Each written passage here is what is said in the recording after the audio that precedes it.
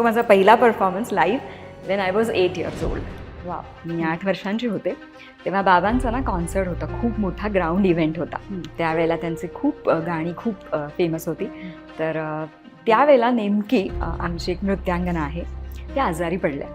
आणि तेव्हा देवीचं जोगवा नृत्य हे स्पेशल अट्रॅक्शन होतं बाबांच्या कार्यक्रमात.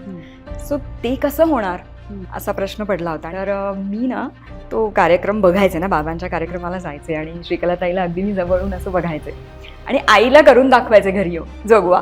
तर आई बाबांना असं म्हणाली की हिला येतो जोगवा, जरा बघता का ही करते. तर मला म्हणाले जरा करून दाखवतेस का. तर आईने मला साडीबिडी नेसवली घरी आणि मी करून दाखवला. म्हणजे पहिल्यांदा आधी मी माझ्या आईवडिलांचं मन जिंकलं. सो त्या दिवशी संध्याकाळी तो कार्यक्रमात मी तो जोगवा नृत्य केलं पहिल्यांदा सादर. Literally she pushed me on the stage, अशी ती सुरुवात झाली. आणि मग लहान मुलगी जोगवा करते आणि तो पण इतका असा म्हणजे धार्मिक काहीतरी चांगल्या गाण्यावरती. तर ते खूप कौतुक व्हायला लागलं.